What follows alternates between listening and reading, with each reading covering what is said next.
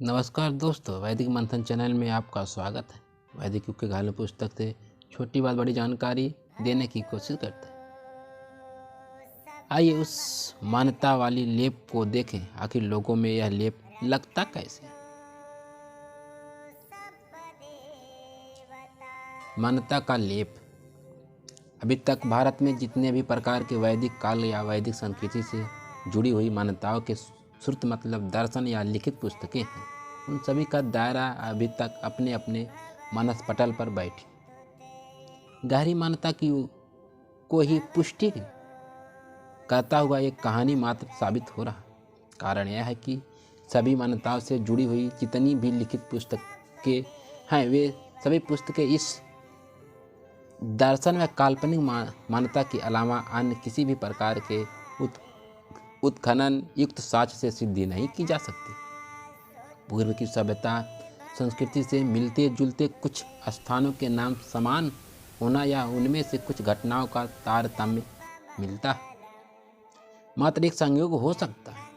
इन सभी काल्पनिक मान्यता युक्त घटनाओं को साक्ष्य के नज़दीक ले जाकर एक दूसरे से मिलाने वाले और कोई दूसरे नहीं बल्कि अपने मानस पटल पर मोटी मोटी काल्पनिक मान्यताओं की चादर ओढ़े हुए एक अनुयायियों का झुंड है। क्योंकि इन सभी काल्पनिक मान्यता युक्त बातों को अभी तक कोई भी भारतीय पुरातत्व विभाग या पूर्वकालीन अंग्रेजी सरकार के पुरातत्व ज्ञाता ने सत्यापित नहीं किया, या केवल और केवल उस मान्यता से जुड़े लोगों के मानस पटल पर बैठी मोटी मोटी मान्यता का वाह प्रकटीकरण का लेप ही कहा जाता। इस वैदिक मत के अधिकांश लोगों की मान्यता है कि वेद वैदिक और संस्कृति भाषा में बने देवताओं को खुश करने वाले मंत्रों का उद्भव अनंत काल पूर्व से है।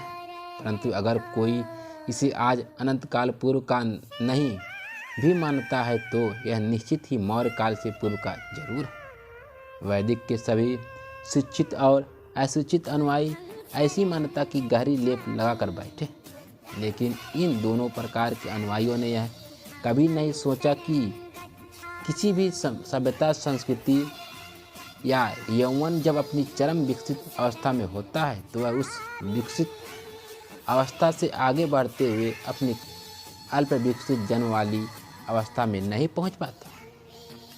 कोई भी सभ्यता की भाषा लिपि अपनी विकसित अवस्था को छोड़कर आगे अपनी अल्प विकसित अवस्था में नहीं पहुंचती। जैसे आज कोई व्यक्ति यह कहे कि सर्वप्रथम प्राचीन काल की किसी सभ्यता में धागे का बनना हुआ था, फिर उसी धागे को देखकर उसके बाद वाली सभ्यता में कपास का बनना हुआ था। यह बात आपको पढ़ने में जितनी हास्यास्पद लग रही है, उतनी ही वैदिक अनुयायियों के दृष्टिकोण से वैदिक काल में प्राप्त संस्कृति भाषा लिपि का आगे प्राकृतिक पाली के रूप में प्रकटीकरण होता है,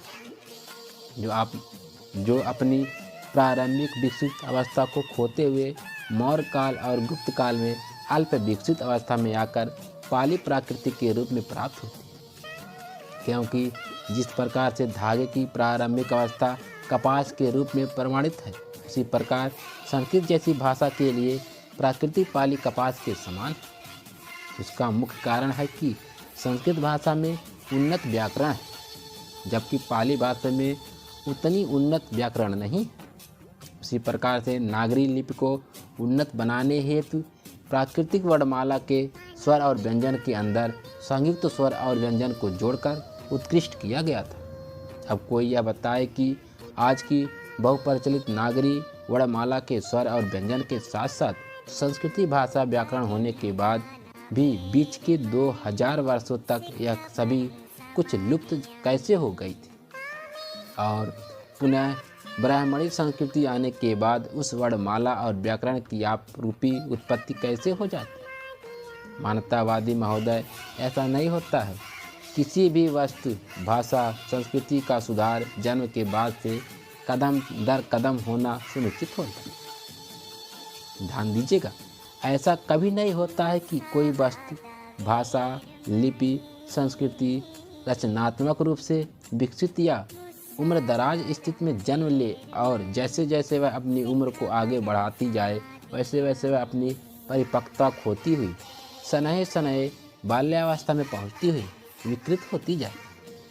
विकृत इसलिए लिखा है कि आपके अनुसार वैदिक काल और मौर्य काल के बीच में एक लिपि मिली है जिसे शंख लिपि कहते हैं, लेकिन इसके मूल स्वरूप को आज तक कोई पहचान नहीं पाया। आखिर ऐसा क्यों?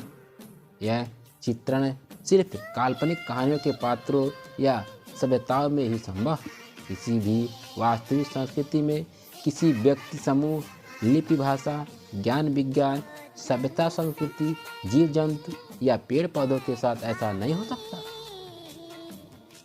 भारत में उत्खनन से प्राप्त जितनी भी भाषा लिपि के साक्ष्य मिले वे सभी अपनी बाल्यावस्था से प्राप्त होकर अपने उम्र के बढ़ते क्रम से यौवन काल में आ खड़े हुए हैं। उस साक्ष्य को कोई भी उत्खनन विभाग या किसी संग्रहालय में जाकर देखा जा सकता है। सर्वप्रथम आज से 4000 वर्ष पूर्व सिंधु सभ्यता में चित्रलिपि जन्म वाली अवस्था में मिली थी। उसके बाद उसका बाल्यकाल सांख लिपि से गुजरात हुआ। अपने यौवन के अधिकतम 2000 वर्ष तक प्राकृत और पाली लिपि के रूप में प्रतिस्थापित करते हुए ढलती उम्र में यानी राजपूत मुगल के संक्रमण काल में नागरी लिपि और संस्कृत भाषा के रूप में परिवर्तित होते हुए मध्यकाल के समय फारसी के सम्मिश्रण में आकर उर्दू और हिंदी में परिवर्तित हो जाती है। उस मध्यकाल के बाद यह हिंदी भी अंग्रेजी से संसर्ग करते हुए हिंग्लिश का रूप लेती जा रही है। लेकिन काल्पनिक मान्यताओं का गहरा लेप लगाए हुए असंख्य व्यक्तियों के दिलो दिमाग पर आज भी बैठा है कि वेद और वैदिक ऋचाओं वाली संस्कृत भाषा लिपि आज से 3 से 4000 वर्ष पूर्व की है।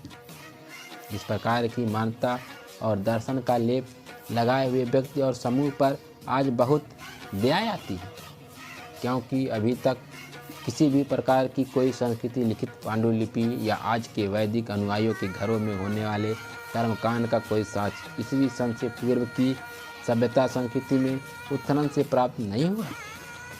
फिर इस वैदिक कर्मकांड को ईसा से पूर्व काल का सत्यापित करने पर इसके अनुयायी क्यों तुले हुए? अब सबसे बड़ा प्रश्न यह उठता है कि जिस प्रकार से संस्कृत और पाली के अंदर जिस वर्णमाला और व्याकरण का होना और नहीं होना मुख्य विषय है, ठीक उसी प्रकार उस अनुपस्थित वर्णमाला और व्याकरण से बनने वाले शब्दों का होना और नहीं होना उतना ही मुख्य विषय बन जाता है। उत्खनन से प्राकृति मतलब प्रकृत लिपि में लिखे हुए आज तक जितने भी अभिलेख प्राप्त हुए हैं उन सभी अभिलेखों में उपयोग हुए शब्द और वाक्य में वर्णमाला को देखा जा सकता है। उनमें री, स, छ, त्र, ज्ञा ऐसे स्वर और व्यंजन सहित उनसे बनने वाले शब्द भी विलुप्त। लेकिन संस्कृत में लिखी हुई आज जितनी भी पांडुलिपि मिली है उत्खनन से नहीं बल्कि सामान्य रूप से मिली है। उनमें स, छ, त्र, ज्ञा, री जैसे वर्णों की काफ़ी प्रचुरता है। अब कोई यह बताए कि संस्कृत की उत्पत्ति अगर पूर्व की है तो प्राकृत और पाली शब्दावली में संस्कृत भाषा की वर्णमाली में प्रयुक्त होने वाली लाभकारी स्वर व्यंजन सहित भाषा व्याकरण क्यों नहीं मिलती है? क्या उस समय के लोग इस स्वर व्यंजन सहित भाषा व्याकरण का उपयोग करना नहीं जानते थे?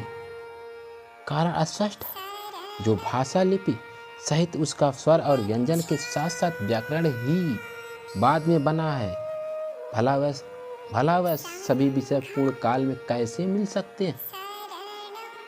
जैसे ध्यान दीजिएगा, आज की सभ्यता में निर्मित मोबाइल, टीवी, कार जैसे उपकरण हैं और कोई इसे मुगल काल या मौर्य काल की सभ्यता से जोड़कर देखे तो यह उसकी काल्पनिक मान्यता की अंधभक्ति ही कही जा सकती है।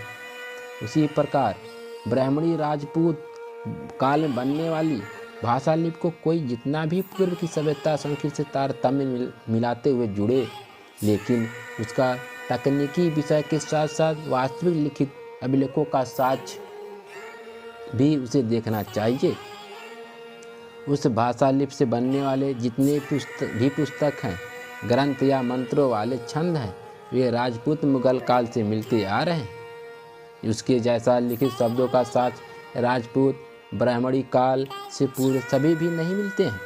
आज कोई जितना भी अपने मानस पटल पर अपने घर आंगन में प्रचलित ब्राह्मणी कर्मकांड युक्त दार्शनिक मान्यता का मोटा लेप क्यों नहीं लगा ले, परंतु यह सारा कुछ उसकी अपनी सोच और समझ का संकुचित दर्शन दायरा मात्र ही कहा जा सकता है।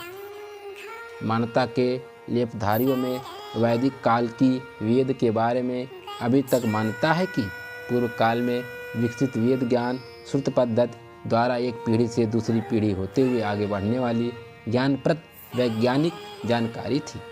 बहुत अच्छी बात है, बहुत अच्छी बात है। लेकिन क्या आज के इस वैज्ञानिक युग में वैदिक अनुयायी या कर्मकांडियों द्वारा प्रचारित श्रुत वाली वेद कथा पर आप जैसे जागरूक पाठक ने ध्यान दिया?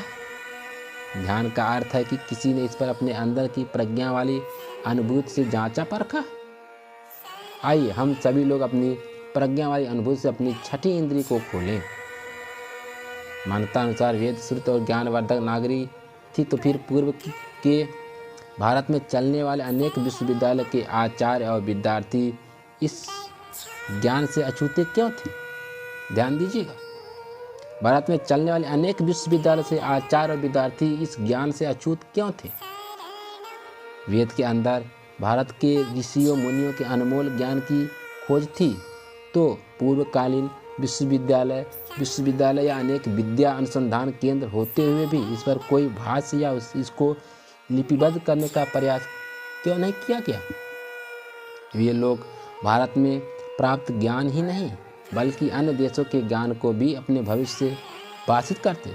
फिर अपने देश वाला ज्ञान उस समय कैसे बचा रह गया? आप लोग अभी तक स्वार्थी लेखों की दी हुई जानकारी से ओतप्रोत कि वेद वैदिक काल की कोई श्रुत पुस्तक, जबकि सच्चाई ठीक उसके उल्टे। अधिक जानकारी के लिए देखते रहिए वैदिक मंथन चैनल को। आज बस इतना ही, हम फिर मिलेंगे अगली वीडियो में। तब तक के लिए नमस्कार।